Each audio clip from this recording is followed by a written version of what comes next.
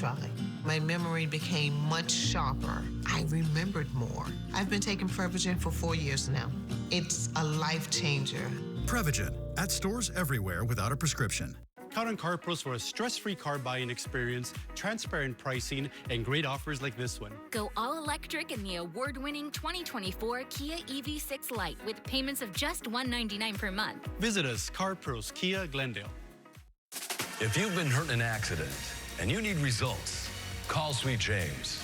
Here are just some of the recent wins for our injured clients. Call the firm that wins big. Call Sweet James.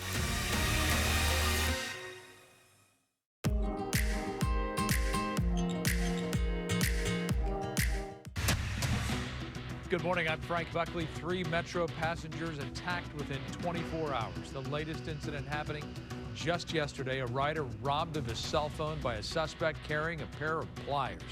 The very latest on the story just ahead. Good morning, I'm Lena Bourbon. We're live here in Larchmont Village. Coming up next, the LA City Council just appointed the new head of the DWP, someone who is now earning twice as her predecessor. That's next. And I'm Annie Rose Ramos. Michael Cohen takes the stand against former President Donald Trump. The star witness, a one-time confidant of the president, now testifying against him. We have the takeaways from his testimony as the Trump team takes aim at his credibility. That's next. Good morning, I'm Jessica Holmes. Inflation appears to be easing a bit. David Lazarus here to explain why consumers are still feeling the pinch. They are professional soccer players on the new reality show Love Undercover. Professional soccer players Sebastian Fosse and Lloyd Jones join us live. And by the way, the entertainment department is in love. They came bearing gifts, and I cannot wait to see them. We'll have it all for you coming up in the entertainment report. We're stoked. Stay tuned.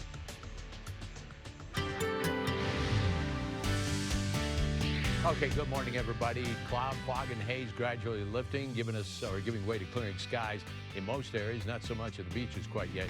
66 coastal, 70 for downtown Los Angeles today. San Fernando Valley, beautiful day. 77 degrees at the moment, 59, 89 in the high desert and inland Empire, both looking at a chance of possibly some showers. Orange County inland, partly cloudy, 71 degrees. Jessica, back to you. Mark, thank you. This just in, Shohei Ohtani's former interpreter, Ipe Mizuhara, now scheduled to plead guilty next month. He's accused of stealing nearly $17 million from the Dodgers superstar's bank account to pay off illegal gambling debts.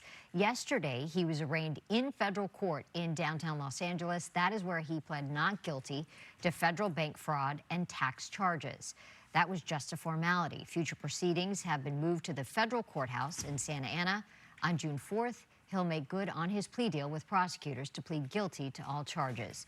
The 39-year-old worked for Ohtani for 6 years. He is facing a possible prison term of up to 33 years behind bars. L.A. has a new chief of the Department of Water and Power. She's going to make a salary more than twice that of her predecessor. KTLA's Alina Bovian live in Larchmont with reaction. Alina, good morning. Frank, good morning. Well, her name is Janice Quinones, and she is now making history for the city of Los Angeles as the highest paid city worker, making more money than Mayor Karen Bass, who essentially nominated her for this position. Yesterday, the LA City Council, they voted unanimously to appoint her as the new head of the DWP. Here's a listen. We got to be more accessible. That's our duty, and it's a privilege for us to serve our customers, and one that I don't take very lightly. There was at some point a nationwide search for who would take on the job as the head of the DWP after former general manager Martin Adams announced he would be retiring from his position. Quinones is expected to begin her new job with a big salary, $751,000 a year, and that's nearly twice as much as her predecessor. Funding for Quinones' salary will come directly from the department's revenues and will not impact the city's general fund, according to the city council. Members of the council yesterday saying the salary reflects the pay play in such a competitive market with private and public agencies. And essentially, if we want to be competitive when it comes to clean energy, we need to pay for it. Quiñones comes from PG&E, where she was the senior vice president. During the meeting yesterday, some of the council members asked Quiñones about her goals and her thoughts when it comes to climate change and beautification of facilities and infrastructure upgrades, considering now she will be overseeing an agency that serves millions of Angelinos. Councilwoman Monica Rodriguez emphasized that Quiñones will have all eyes on her due to previous issues with transparency and corruption at the DWP, which occurred prior to Adams' tenure. Part of the overall goal moving forward is to build toward a 100% renewable energy by 2035. According to the mayor's office, Quiñones brings more than 25 years of experience as a senior executive in utility and engineering industries. Well, I think if somebody is competent and has a good background and they've done proper vetting, then maybe she's worth all that they want to pay her. But it does seem excessive. Now, Quiñones will be starting her new job effective immediately, but her predecessor will be staying on for a short period of time to ensure that it is a smooth transition. Reporting live here in Larchmont Village this morning, I'm Lena Bovian at KTLA 5 News. New now at 10, the FAA investigating after the jet owned by former President Trump hit another private plane at a Florida airport. Mr. Trump's Boeing 757 landed safely early Sunday morning in West Palm Beach. It's not known if the former president was on the plane at the time. While it was taxiing, his aircraft's wing clipped the rear elevator of a parked Vista jet. No one was hurt in the collision. The hush money trial of former President Trump on break today. His former fixer and lawyer grilled yesterday under cross-examination. KTLA's Annie Rose Ramos live in the newsroom with more on that. Annie Rose, good morning. Hi, Jessica. Good morning to you. Well, you can't bring a courtroom to a campaign, but you can bring a campaign to a courtroom. As Michael Cohen testifies, some of the nation's most notable Republicans show up to support Donald Trump. This as Michael Cohen faced a fierce cross-examination on Tuesday. The defense trying to tear down the prosecution's key witness. Cohen repeatedly attacked by Trump's attorney Todd Blanche, who suggested he was being evasive on the stand and had selective amnesia. Here's part of the fiery back and forth. Take a look. We have the transcript here. Blanche saying, "Mr. Cohen, my name is Todd Blanche. You and I have never spoken or met before, have we?" Cohen saying, "We have not." Blanche, "But you know who I am, don't you?" Cohen saying, "I do." Blanche going back and saying, "As a matter of fact, on April 23rd, so after the trial started in this case, you went on TikTok and called me a crying little blank, didn't you?" Cohen saying, "Sounds like something I would say." The judge eventually stopping this line of questioning, but it was clear Trump's attorney Todd Blanche was ready for a fight. Then grilling Cohen about his social media posts about Trump, including a post when he referred to him as a Cheeto-dusted cartoon villain. Cohen, once Trump's personal lawyer, testified that Mr. Trump directed him to pay $130,000 in hush money to adult film star Stormy Daniels. Much of what Michael Cohen said put the former president at the center of this catch and kill scheme, but more importantly, the reimbursement scheme, and said this was about making sure that the voters did not hear Stormy Daniels' story. Now, inside court yesterday, Trump taking in Cohen's testimony with eyes closed most of the day. But outside court, Trump walking out and speaking here to the press, insisting these payments were legal expenses, even as Cohen testified he did hardly any legal work for Trump. I paid a lawyer a certain amount of money. We marked it down as legal expense. So I had a legal expense, and I marked it down as a legal expense. It was no crime. Everybody's saying there's no crime.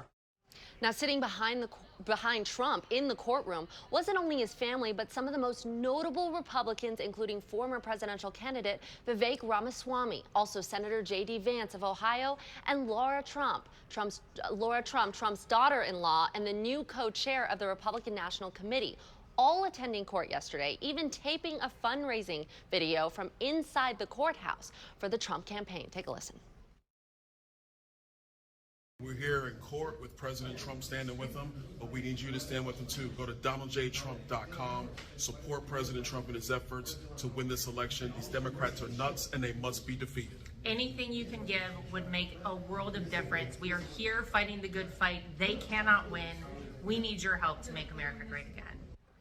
And also yesterday, the Speaker of the House, Mike Johnson of Louisiana, standing in front of the courthouse in Manhattan, calling the trial a sham, blasting Mr. Cohen, calling him a man on a mission for personal revenge, and saying no one should believe a word he says. I called President Trump and told him I wanted to be here myself to call out what is a travesty of justice, and I think everybody around the country can see that. President Trump is a friend, and I wanted to be here to support him.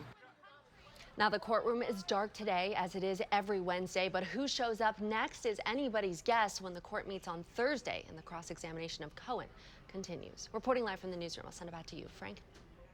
Annie Rose, thank you. The official portrait of King Charles III has been revealed, and it's getting mixed reviews. At a ceremony at Buckingham Palace, King himself got the honor of taking the wraps off the portrait. The painting by Jonathan Yao has the king wearing a red military uniform outlined in a background of the same color. Only his face stands out amid the background. There's also a butterfly you see there on his shoulder, which was a request of the king himself as a symbol of rebirth. Portrait drawing comparisons to several pop culture references, including this one. Boy. The painting on the right is the villain, Vigo, featured in the film Ghostbusters 2. David Lazarus particularly enjoying that. Yes. Yeah. It's in the eye of the beholder, Yes. Art, isn't it?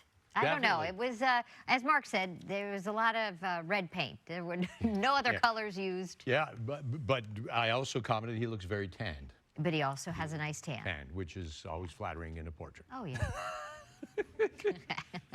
All the royals Just saying. insist upon it. Yeah, Yes. good tan. Yes. Okay, 9 minutes, let's say 10 minutes after 10 o'clock, and the clouds still hanging in at the beach.